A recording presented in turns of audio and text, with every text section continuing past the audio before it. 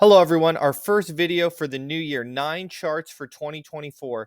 9 charts, 9 setups that I think are important across multiple different asset classes that need to be addressed, looked at, and that questions need to be asked to figure out where we're going in the new year, how you need to position yourself if you're buying a business or if you're allocating capital, and just things to have top of mind to make sure that you're protecting yourself so we can continue along in this game and we limit the amount of stress you have as an operator, an investor, whatever the wherever you are in the deal making process. So let's jump into this. I'm going to try and make this as short as possible. However, some of these charts require me to talk a little bit about what the importances of them are. So let's jump into it here. And first, we're going with what is the reserve currency of the world? Um, so typically, people buy long term US bonds as the golden collateral, that being banks, other countries, whatever the case may be, because we live in a dollar denominated world.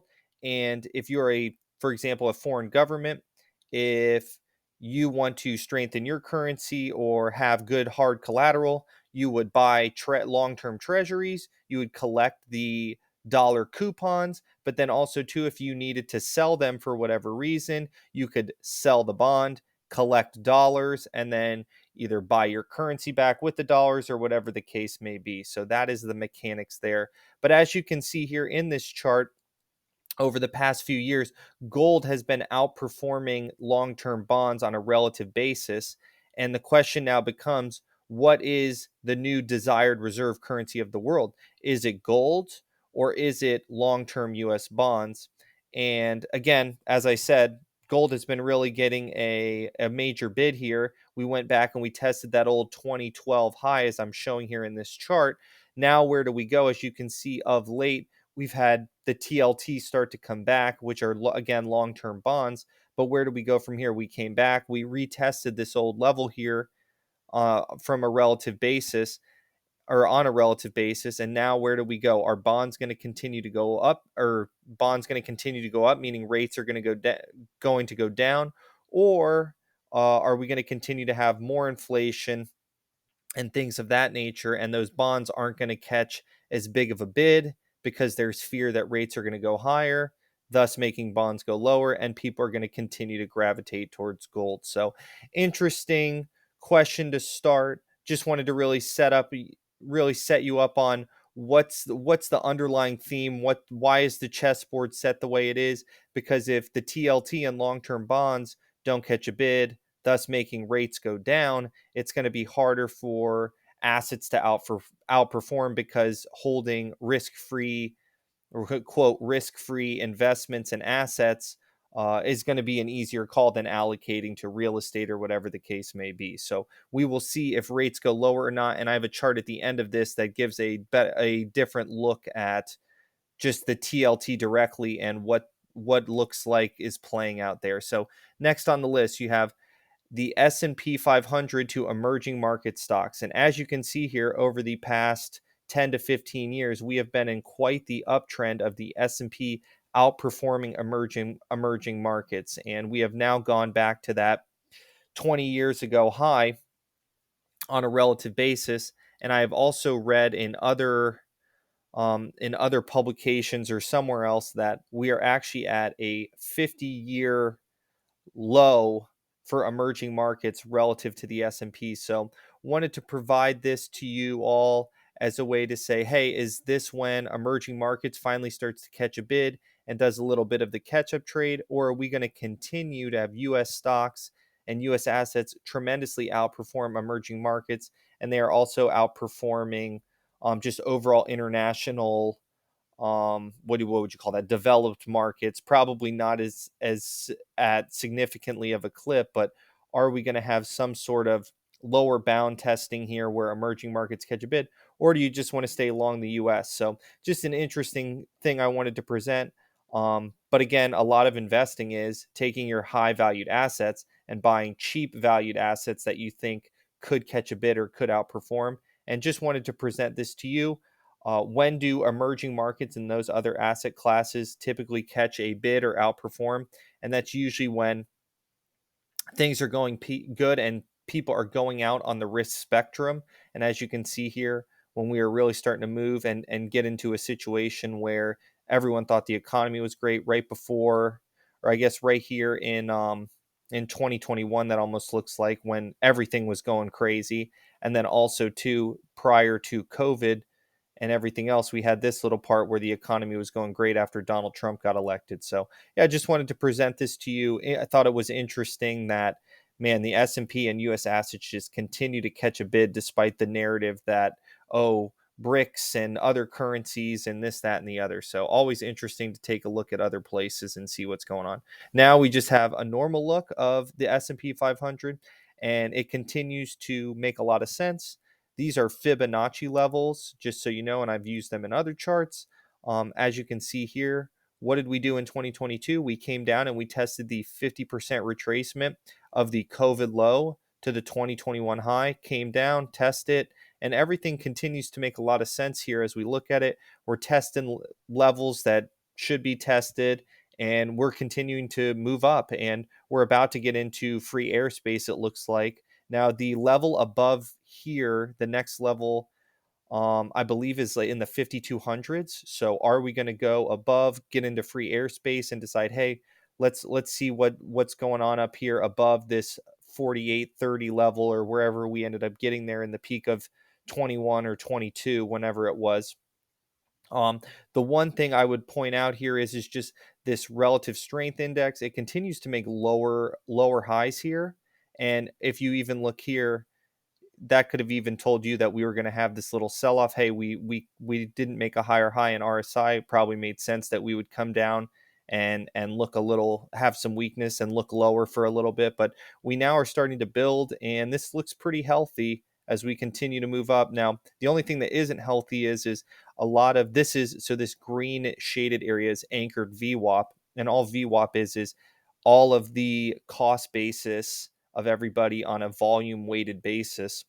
And as you can see here, there's a lot of gains up top here, and we're kind of in the stratosphere from that standpoint. You would hope to buy it more in this value area where everyone else is kind of break even and everything. It's a safer place to kind of allocate in, just because you're not in this light volume up here, and this is volume profile. So this is, instead of having volume down here, it's volume up on the side based on where people are buying. And as you can see here, we're kind of thin up here. There's not a ton of volume up here. So just one thing to note on that. But again, we continue to make highs. This thing is a beast since 2008 and continues to move higher. And we continue to test trend lines and test Fibonacci levels and move higher. So just wanted to show you where we're at in the US markets. I'm sure you have a very good idea of where we are. Now, moving to emerging markets, and really consolidation for a long period of time, breaking people's hearts. And now you know why, on a relative basis, the US is so overpriced relative to emerging markets, because emerging markets haven't performed. And so why would you allocate to an underperforming asset? Makes perfect sense. However, I will say this, we're starting to get divergences here. RSI moving down, making lower lows, but the stocks continuing to hold here, which is usually a good sign. And then also too, as you can see here from this RSI, looks like we're starting to gain. We just cleared an important level. My levels probably aren't perfect. It looks like I might have missed a little bit there, but are we going to start moving higher here? And again, look where all the value is. We're buying in the value. So it'll be interesting to see if we can start to move up here and test some of these higher levels. Emerging markets was crushed because it has a large China holdings, a large China concentration in it. Is China now year of the dragon? Are they going to start to pump here and really push for this 2025 narrative that I remember from a few years ago, that they want to take over the world and blah blah blah?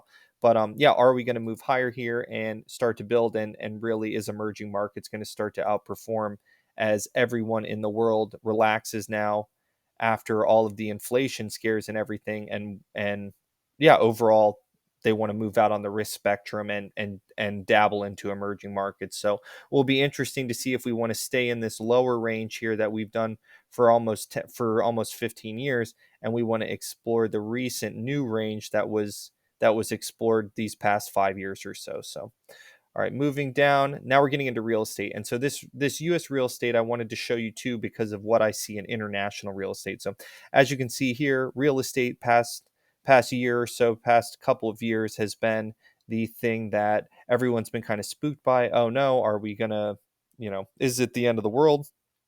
What's going to happen, et cetera, et cetera. But as you can see here, of late came down, tested the 50% retracement, which makes a lot of sense. We kind of wanted to explore this pre-COVID range where we kind of bounced around here right before COVID. We break out, we get up here into this new range, come all the way down, and then came back again. And then once we got back above this range that we were exploring here during the Donald Trump age, we really exploded up.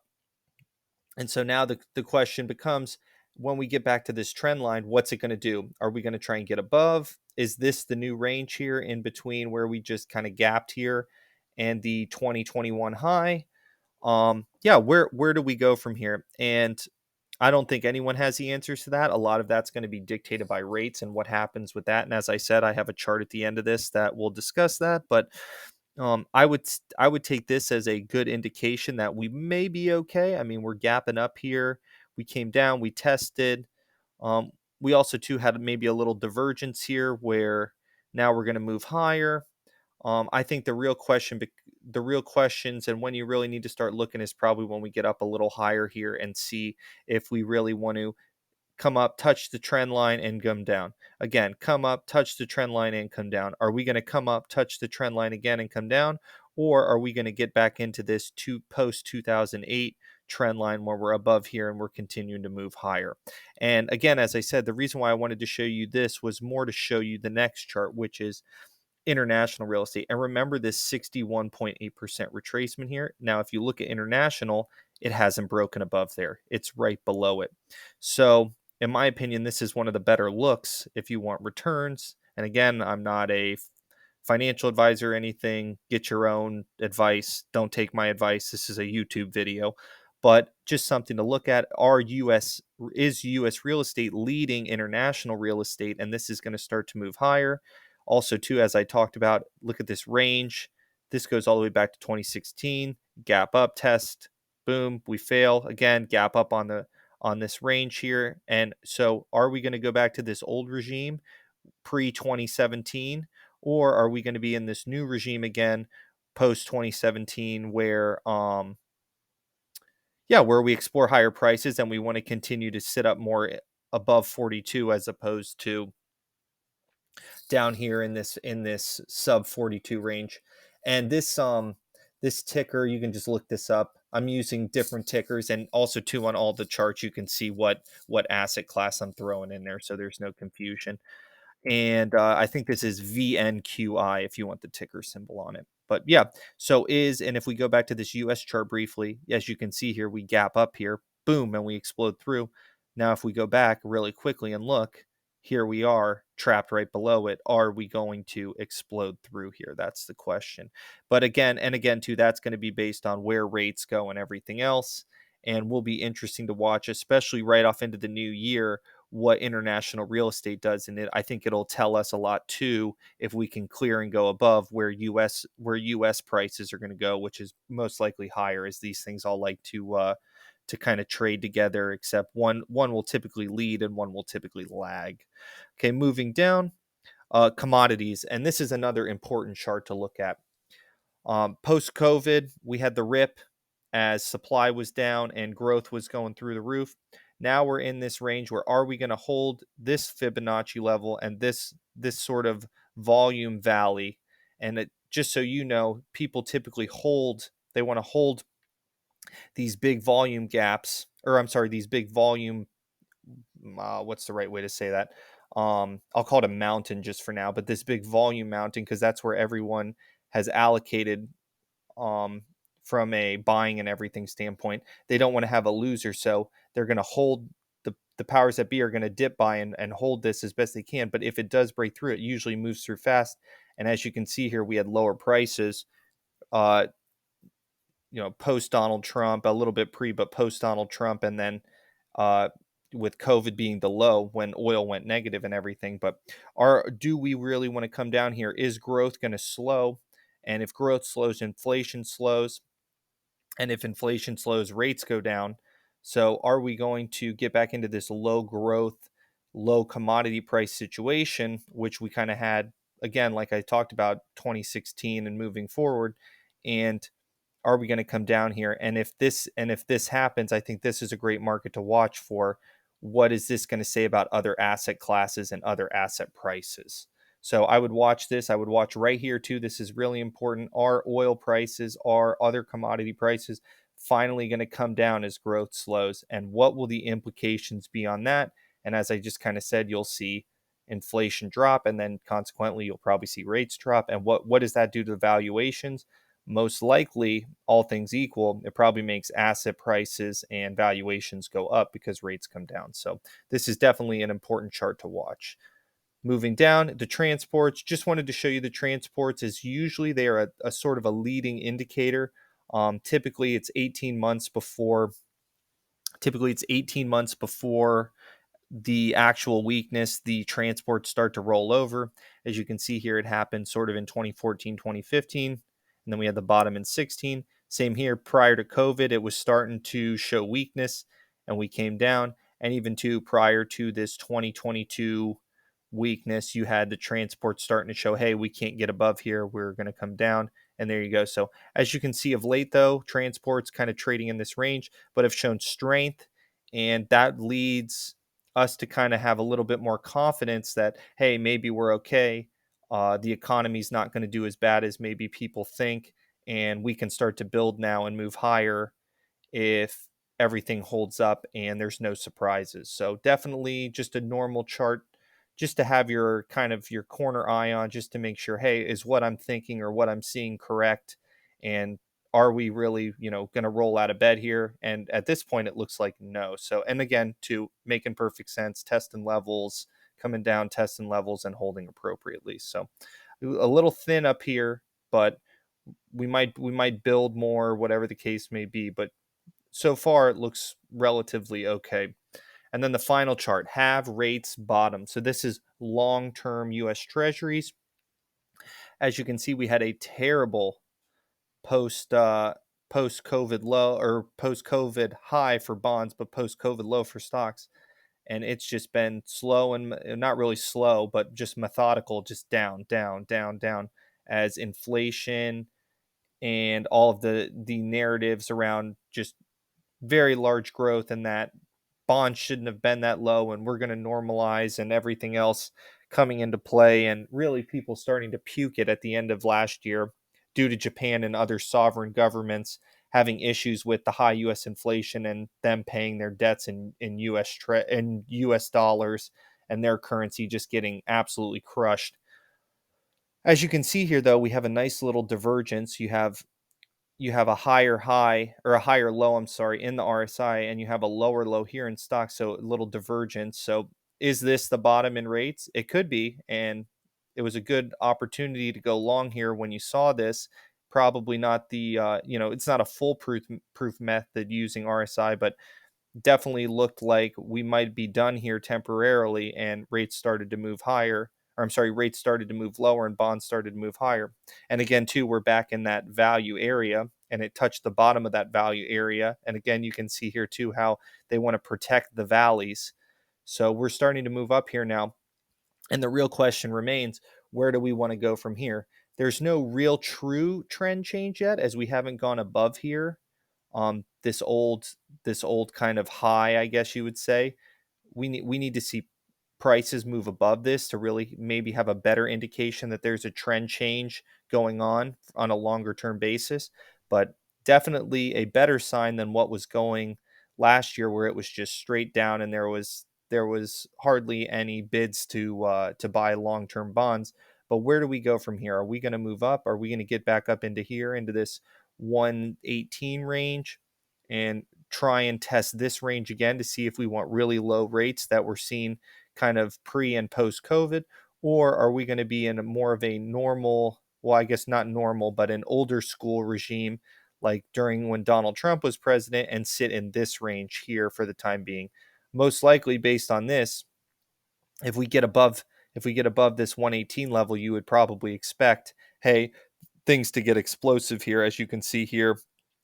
And it even tried to come down and retest here, but where are we going to go from here? And what's going to be how is it going to how are bonds going to interact with this level when they get there? And again, if you draw a trend line here, where does it all come together? Probably right around there. So, but have rates bottomed? I don't know. We will see. But if rates have bottomed, what do you think that does to valuations? What do you think that does to capital stacks and capital structures of businesses? And what do you think that does to confidence? So, um, you probably want to use this 88 level in the TLT as your kind of line in the sand. If you're an operator from a hedging standpoint, hey, if we go down here and test again, how's it looking? Is it really going to go below this? And am I properly hedged from an interest rate standpoint where my business will be okay and I'm not worried about debt service crushing me? But yeah, looks interesting. Could move up, could move down. No one knows yet. No real true trend change, but maybe some signs of bottoming and that we could see more normalized.